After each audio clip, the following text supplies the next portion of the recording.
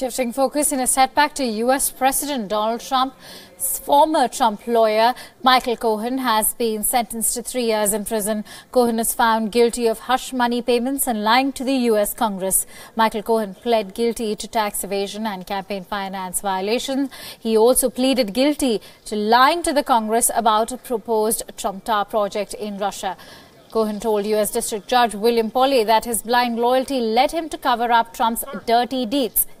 The judge rejected arguments by Cohen's lawyers that he should be spared jail time because he cooperated in multiple federal investigations involving Trump. Cohen has been given a sentence of 36 months for the financial crimes and 2 months for his lies. Both the terms will run simultaneously. The judge has asked him to voluntarily surrender by March 6th. The sentence is a modest reduction from the 4 to 5 years that is recommended under federal guidelines. Cohen has also been asked to forfeit $500,000 and pay restitution of nearly $1.4 million.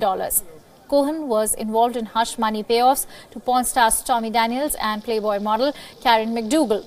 The two women had said that they had sexual affairs with the president in the past. They were paid ahead of the November 2016 presidential elections so that they would keep quiet.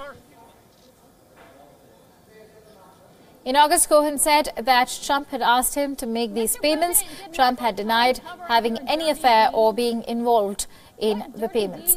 In fact, Donald Trump refused to make public remarks about his former lawyer after the sentence was announced. He ignored a reporter's question.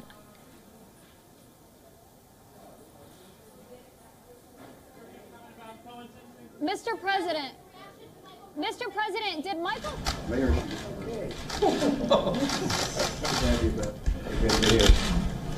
This is a biggie. The question, however, remains whether Cohen's sentencing can lead to the impeachment of U.S. President Donald Trump. Meanwhile, Stormy Daniels' attorney Michael Avenatti said that Trump's former lawyer should spend every day of sentence for his role in illegal payments. He added that Cohen lied for months about his criminal conduct. Michael Cohen is neither a hero nor a patriot. He lied for months on end about his criminal conduct and the role of the President of the United States. He lied in March, he lied in April, he lied in May, he lied in June, he lied in July, and only until his back was against the wall and he faced significant prison time did he decide to, quote, come clean.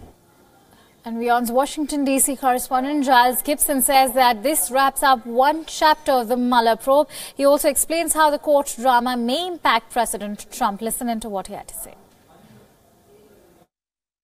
The feeling is that this really wraps up this chapter of the Mueller investigation. And we got a sense of that actually from Michael Cohen as he left that court in the US. He said to reporters as he was walking out that he hoped that that would be the last time that he spoke with them. Really, we saw a very emotional Michael Cohen during when he was speaking in that courtroom in New York City. He said he'd committed these offences out of blind loyalty to Donald Trump. However, that emotional tone that he struck really didn't hit home with the judge in that court, Judge William Polley III. He said he completely excoriated Michael Cohen, saying that he had committed a smorgasbord of fraudulent conduct motivated by personal greed and ambition. And he also said, as a lawyer, Mr. Cohen should have known better. So that's the sort of ammunition, if you like, that President Trump's supporters will use to defend the president, in the fact that he has now been linked, been implicated in these crimes that Michael Cohen has been found guilty of and now sentenced. We also heard from Rudy Giuliani, who's the president's personal attorney in his dealings with Robert Mueller, the special counsel who's investigating allegations of collusion between the Trump campaign and Russia. Rudy Giuliani very much defending the president, saying that Michael Cohen is a liar, as you say, and has absolutely nothing to do with the president anymore. We heard from Representative Adam Schiff. He's a Democrat representative and a very strong critic of President Trump's over the weekend. He said, in his estimation, in his feeling that President Trump most likely can't be indicted, can't be charged with anything while he is still sitting in the White House as the US president. However, Adam Schiff, a very influential figure here in Washington, did say that perhaps as soon as President Trump leaves office, that could be the day when he might face some sort of charges from US prosecutors.